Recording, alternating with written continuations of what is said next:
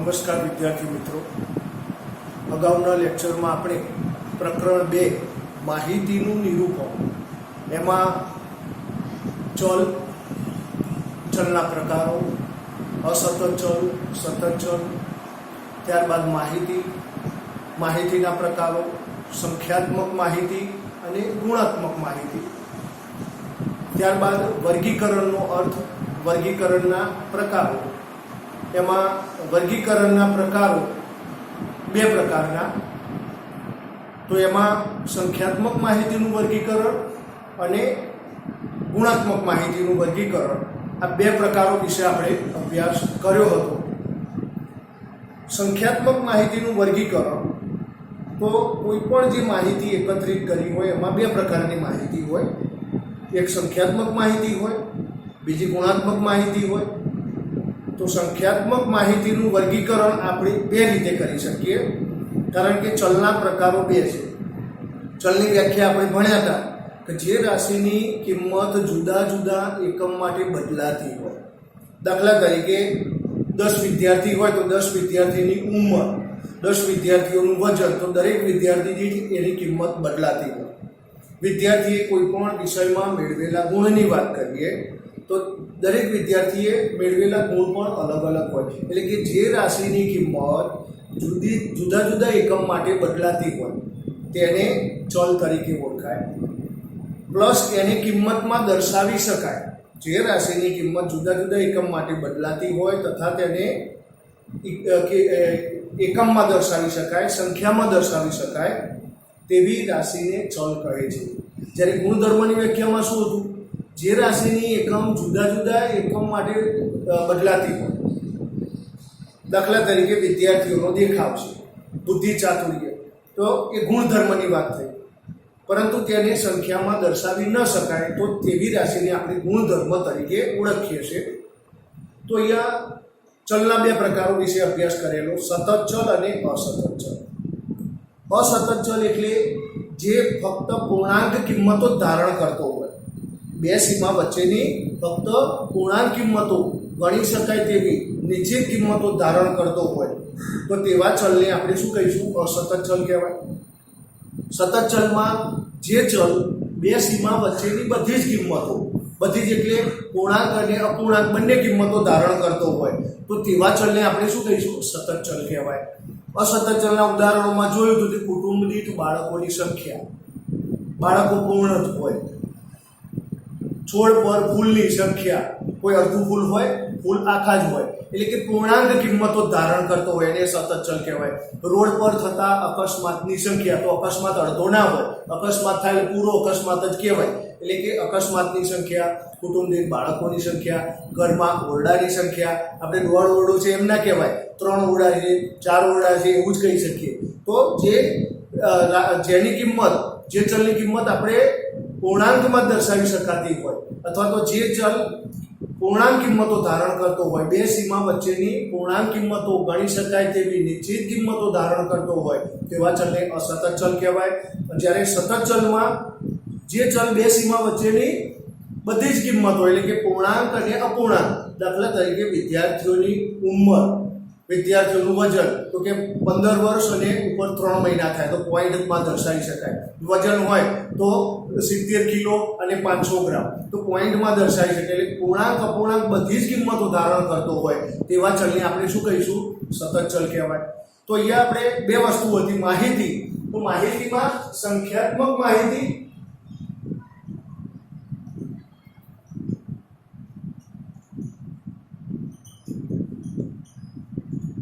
અને 2 ગુણાત્મક માહિતી.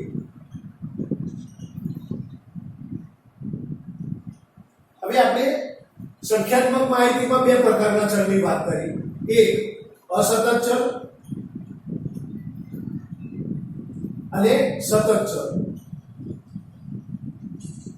તો સંખ્યાત્મક માહિતીનું જે વર્ગીકરણ કરવાનું છે એમાં 2 પ્રકાર પડશે. અસતત ચલ પરથી તૈયાર કરવામાં આવેલું આકૃતિ વિતરણ અથવા અસતત ચલનું આકૃતિ વિતરણ. જ્યારે સતત ચલની માહિતી પરથી તૈયાર કરવામાં આવેલા આકૃતિ વિતરણને સતત ચલનું આકૃતિ વિતરણ કહેવાય. ત્યારબાદ ગુણાત્મક માહિતીની વાત કરીશું તો એમાં ગુણધર્મ એક જ ગુણધર્મ હોય અથવા તો ગુણધર્મ બે પ્રકારના આપ્યા હોય તો એક ગુણધર્મ વાળું કોષ્ટક આવૃત્તિ વિતરણ અને બહુધા આવૃત્તિ વિતરણ.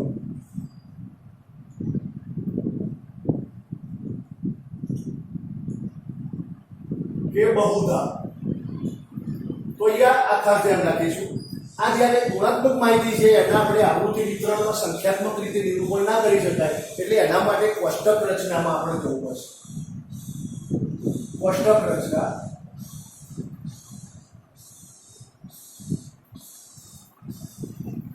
એટલે કે કોષ્ટક રચના એ આખો મુદ્દો અલગ થઈ જશે. જ્યારે સંખ્યાત્મક માહિતીમાં બે ચલ જે હતા સતત અને અસતત ચલ એના આવૃત્તિ વિતરણ વિશે અભ્યાસ કરવાનો છે. તો આપણે સૌથી પહેલું તો અસતત ચલનું આવૃત્તિ વિતરણ એના વિશે અભ્યાસ કરીશું. ત્યારબાદ સતત ચલનું આવૃત્તિ વિતરણ વિશે અભ્યાસ કરીશું અને ત્યારબાદ આપણે આ જે સંખ્યાત્મક માહિતી છે એના આકૃતિમાં નિરૂપણ કેવી રીતે કરાય એનો એક ટોપિક જોઈશું. ત્યારબાદ કોષ્ટક રચના ઉપર જઈશું. થી ઓછા પ્રકારનું આ જે આવૃત્તિ વિતરણ મેળવ્યા એમાં થી ઓછા થી વધુ પ્રકારના આવૃત્તિ વિતરણો. તો અહીંયા આ પ્રકરણની અંદર આપણે એક એક વસ્તુ હવે આપણે સમજતા જઈશું. તો સૌથી પહેલામાં પહેલું અસતત ચલનું આવૃત્તિ વિતરણ એના વિશે આપણે અભ્યાસ કરીએ. તો હેડિંગ અહીંયા આપી દઈશું.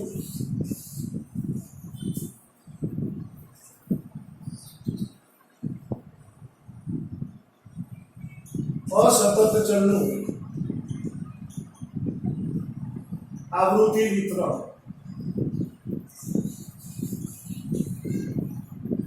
આની અંદર પહેલું તો આપણે બે ત્રણ વ્યાખ્યાઓને જોઈ લઈશું.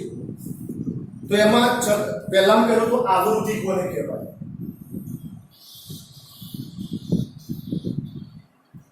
તો ચલના મૂલ્યનું પુનરાવર્તન દર્શાવતી જે સંખ્યા હોય, દાખલા તરીકે અહીંયા જુદા જુદા કિંમતો આપેલી છે.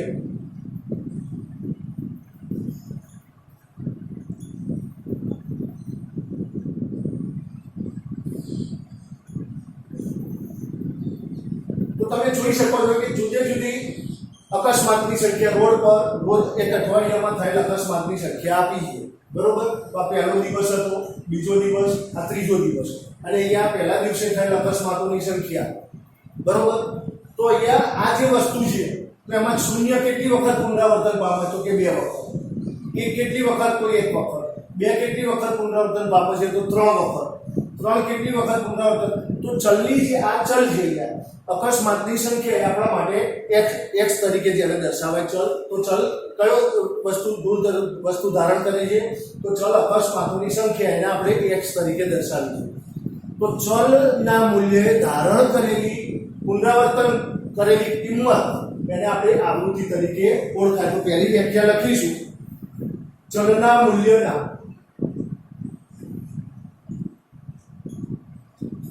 પુનરાવર્તન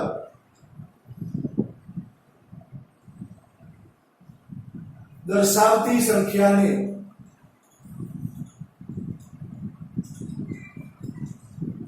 તે મૂલ્યની આવૃત્તિ કહે છે. તેને સંકેતમાં f વડે દર્શાવાય છે.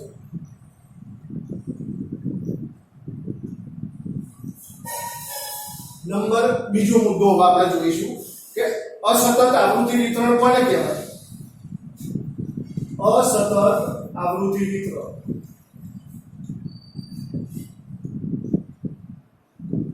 તો અસતત ચલની માહિતી પરથી તૈયાર કરવામાં આવતા આવૃત્તિ વિતરણને અસતત આવૃત્તિ વિતરણ કહે છે. તો અસતત ચલના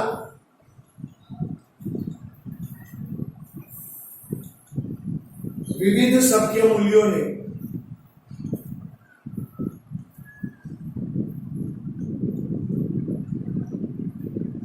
અનુરૂપ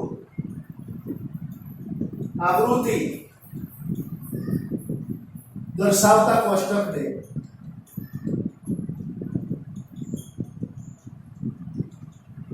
અસતત આવૃત્તિ વિતરણ કહે છે.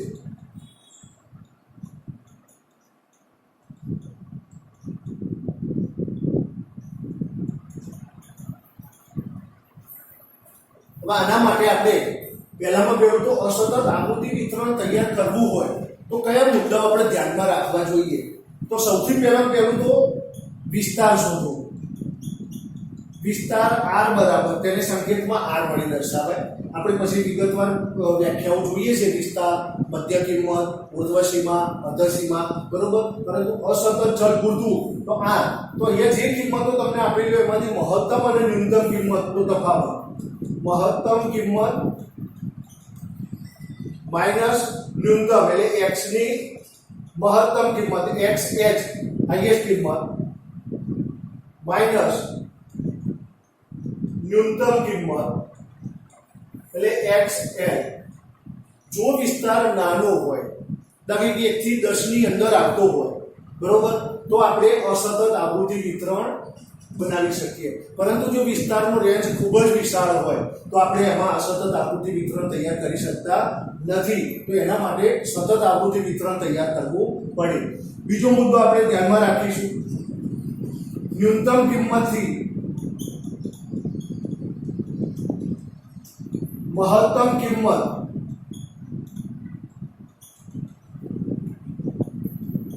ચડતા ક્રમમાં પ્રથમ ખાનામાં દર્શાવો, જેને x વડે દર્શાવીશું.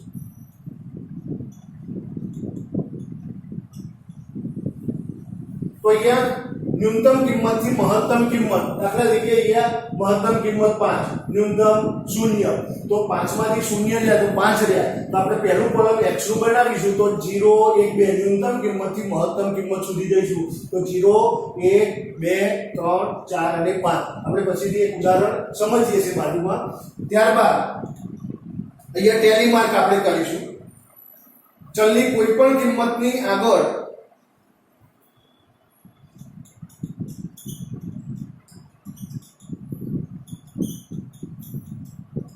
બીજા ખાનામાં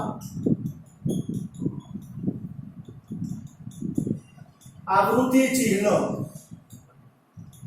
એટલે કે ટીક માર્ક આપણે કરવાની છે. આવૃત્તિ ચિહ્ન ટીક માર્ક કરીશું. દાખલા તરીકે અહીંયા x તરીકે 0 1 2 3 4 અને 5 લીધા. ત્યારબાદ આવૃત્તિ ચિહ્ન, ચલો 0 તો અહીંયા એક વખત, 1 તો એક વખત, 2 એક વખત, 3 તો 3 ના કોલમમાં, 2 તો ફરીથી પાછા 2, 3 તો પાછા ફરીથી 3, 5 તો અહીંયા 5 માં એક કરીશું, 4 તો 4 માં એક આવૃત્તિ ચિહ્ન કરીશું, 0 તો 0 માં એક આવૃત્તિ ચિહ્ન કરીશું, 2 તો 2 માં એક આવૃત્તિ ચિહ્ન કરીશું. ત્યારબાદ 5 ફરીથી પાછી 5 માં એક આવૃત્તિ ચિહ્ન કરીશું, 3 તો 3 માં એક આવૃત્તિ ચિહ્ન કરીશું. હવે આનો સરવાળો આવૃત્તિ ચિહ્નનો એને આવૃત્તિ f તરીકે ઓળખવામાં આવશે. આપણે આખી વ્યાખ્યા જોઈ હતી. ચલના મૂલ્યના પુનરાવર્તન દર્શાવતી. તો 0 કેટલી વખત પુનરાવર્તન દર્શાવે છે? તો કે 2, 1 એક વખત, 2 3 વખત, 3 3 વખત, 4 એક વખત અને 5 2 વખત. એટલે એનો કુલ સરવાળો, બરોબર, સિગ્મા f બરાબર n પણ કહી શકાય એને. તો 2 ને 3 3 6 3 9 3 12. તો અહીંયા જોઈ લેવાનું કે આપણે જે અવલોકન આપે તે 12 છે. તો 3 3 6 3 9 3 12. તો આપણો દાખલો અહીંયા સાચો છે. આ રીતે તમારે કોષ્ટક બનાવવાનું આવશે. તો 2 કે 3 માર્કમાં આવો દાખલો પૂછી શકાય. ચલની કિંમત આગળ બીજા ખાનામાં આવૃત્તિ ચિહ્ન ટીક માર્ક કરો. ત્યારબાદ નેક્સ્ટ મુદ્દો આપણે લખીશું.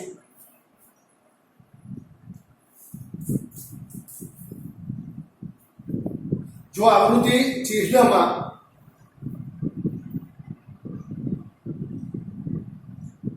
જે ચલની સામે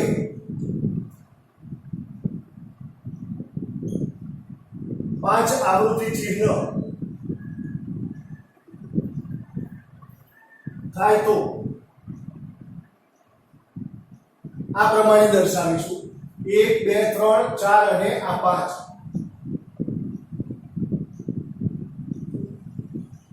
તેમ દર્શાવો. ત્યારબાદ આવૃત્તિ ચિહ્નનો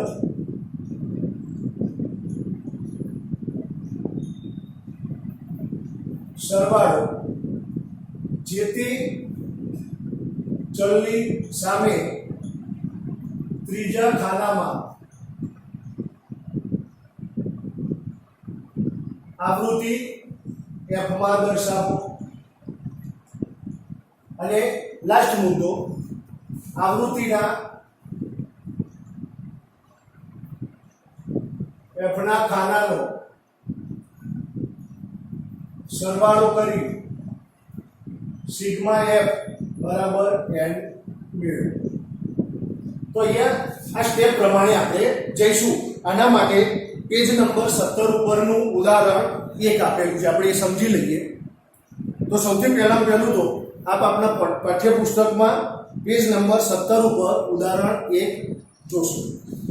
તો પહેલા તો ચોપડામાં આટલી વિગત તમે નોંધી લો, આટલી સુધી લખી દો. ત્યારબાદ આપણે ઉદાહરણની ગણતરી શરૂ કરીએ છીએ.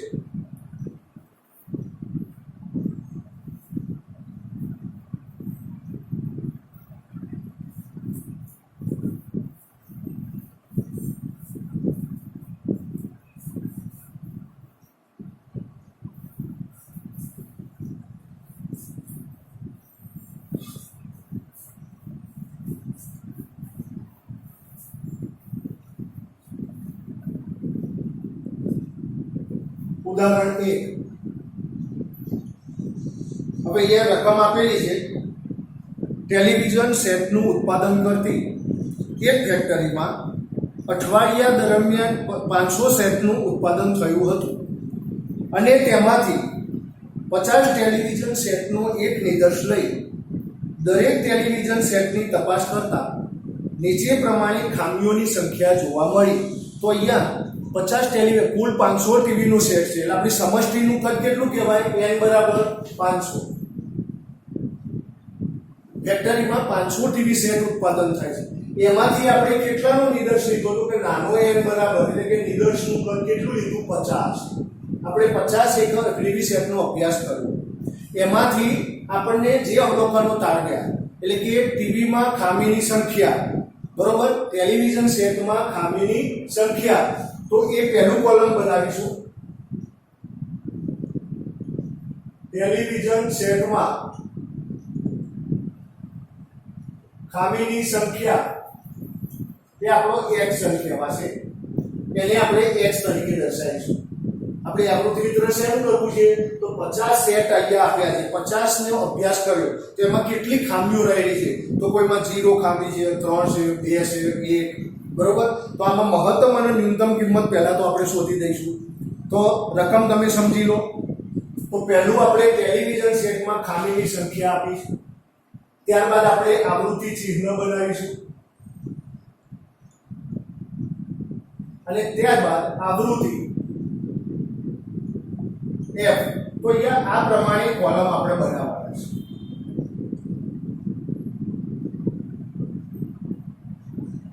ઉપર હેડિંગ આપીશું ટેલિવિઝન સેટમાં ખામીઓની સંખ્યા દર્શાવતું.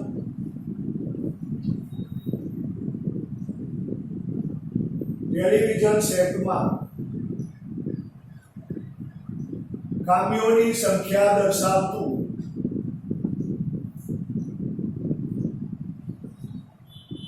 અસતત આવૃત્તિ વિતરણ. તો વિદ્યાર્થી મિત્રો, કોઈ પણ રકમ આપી હોય એમાં x કયો છે આપણો ચલ, શું દર્શાવે છે એની માહિતી મેળવીશું. ઉપર હેડિંગ પણ આપવું જરૂરી છે. બરોબર. હવે સૌથી પહેલું તો આ રકમ છે, તો દાખલો ગણવાની શરૂઆત કરીએ છીએ. તો પહેલું તો મહત્તમ કિંમત કેટલી આપેલી છે? મહત્તમ કિંમત 50 સેટમાં રહેલી ખામીઓમાં મહત્તમ કિંમત કઈ છે? તો 0 થી માંડી અને તે છેલ્લે 5 સુધી આપેલી છે. તો મહત્તમ કિંમત 5 અને ન્યૂનતમ કિંમત 0. એટલે r શોધીશું. વિસ્તાર r બરાબર x, x ની મહત્તમ કિંમત એટલે xh xl બરાબર 5 0 માટે વિસ્તાર કેટલો થયો? 5. હવે વિસ્તાર 5 થયો એટલે આપણે મહત્તમ કિંમત સુધી જવાનું એટલે ન્યૂનતમ કિંમતથી શરૂ કરીશું તો 0 1 2 3 4 અને મહત્તમ કિંમત સુધી જઈશું એટલે 5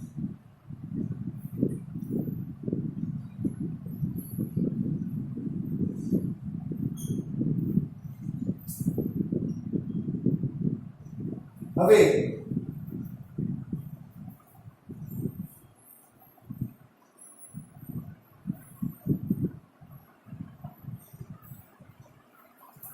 તો સૌથી પહેલામાં પહેલું તો મહત્તમ ન્યૂનતમ કિંમત બરોબર અહીંયા ટેલિવિઝન સેટમાં રહેલી ખામીઓની સંખ્યા દર્શાવતું અસતત આવૃત્તિનો ફૂટપટ્ટી પેન્સિલનો ઉપયોગ કરી વ્યવસ્થિત ખાના દોરીશું હવે એક એક દાખલા કે શૂન્ય ખામી કેટલા મળી તો આપણે પહેલા તો પેન્સિલનો ઉપયોગ કરીશું અહીંયા આવૃત્તિ ચિહ્ન ટીક માર્ક કરવા માટે અને તમારે આ રીતે કામ કરવાનું દાખલા તરીકે હું અહીંયા લખું છું ખાલી એક ફોર્મેટ માટે તમને સમજૂતી માટે પહેલી લાઈન આપેલી છે એટલી લખું છું તો 0 3 2 1 0 5 2 3 0 2 આ રીતે પહેલી લાઈન આપેલી છે એ જ રીતે ઊભી લાઈનમાં 2 2 0 તમને બધી જ રકમો આ રીતે આપેલી છે તમે આડી અથવા ઊભી રીતે એક બાજુથી જવાનું હવે પેન્સિલથી પહેલામાં પહેલું તો ખાના દોરી દીધા ત્યારબાદ અહીંયા ટીક કરવાની જે વસ્તુ આવી જાય લાઈક કે 0 તો અહીંયા એક પેન્સિલથી ટીક કેન્સલ કરી 0 ની આગળ અહીંયા એક ટીક માર્ક કરીશું ત્યારબાદ ઊભા આમ જાઓ અથવા તો આમ ગમે તે રીતે પણ બધા જ અવલોકનો અહીંયા આવી જવા જોઈએ ચલો નંબર બીજો 3 તો 3 ના કોલમમાં એક આવૃત્તિ ચિહ્ન ટીક માર્ક કરીશું ત્યારબાદ 2 તો 2 માં ટીક માર્ક કરીશું ત્યારબાદ આ રીતે તમે એક એક અહીંયા કેન્સલ કરવાનું પણ પેન્સિલનો ઉપયોગ કરજો જેથી દાખલામાં ફરીથી તમારે પ્રેક્ટિસ કરવી હોય તો ઇરેઝરથી દૂર કરી પ્રેક્ટિસ કરી શકાય તો અહીંયા 2 સુધી આવી ગયા ત્યારબાદ 1 0 5 2 3 0 2 ત્યારબાદ 3 0 0 હવે જો શૂન્યમાં 4 થઈ ગયા તો આ પાંચમું 1 અને હવે 0 ફરીથી તો બાજુમાં આપણે ટીક માર્ક કરીશું તો પહેલી લાઈન અહીંયા પૂરી થઈ ગઈ જોઈ લો હવે બીજી લાઈનની વાત કરીએ તો 2 3 4 1 0 4 5 2 હવે 2 માં 4 પૂરા થાય એટલે અહીંયા આમ થશે 5 પછી 1 0 3 2 1 1 અને પછી 0 તો આ પ્રમાણે ત્રીજી લાઈન આપણે જોઈશું 2 4 2 1 0 0 0 3 વખત છે એટલે 1 2 3 1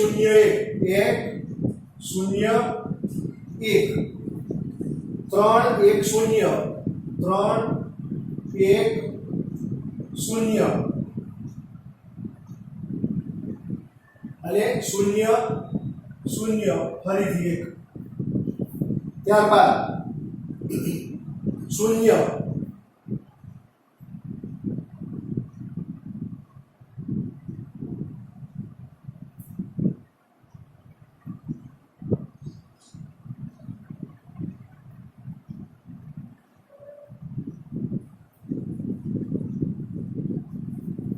1 1 0 2 0 અને આ 2 તો હવે અહીંયા મિત્રો ખાસ જોઈ લઈશું આપણે તમે ચોપડીમાં ખૂબ ચીવટતાથી અહીંયા કેન્સલ કરવાનું ને ત્યાં ટીક માર્ક કરવાનું છે બરોબર તો આ પ્રમાણે જોતા હવે જોઈ લો તમે તો 0 ખામી હોય એવા કેટલા ટીવી સેટ હતા? તો 5, 5, 10, 5, 15 ને 3 18. એ જ રીતે બીજામાં કેટલા છે જુઓ તો 5, 5, 10 ને 2 12. પછી બીજામાં 5 ને 4 9.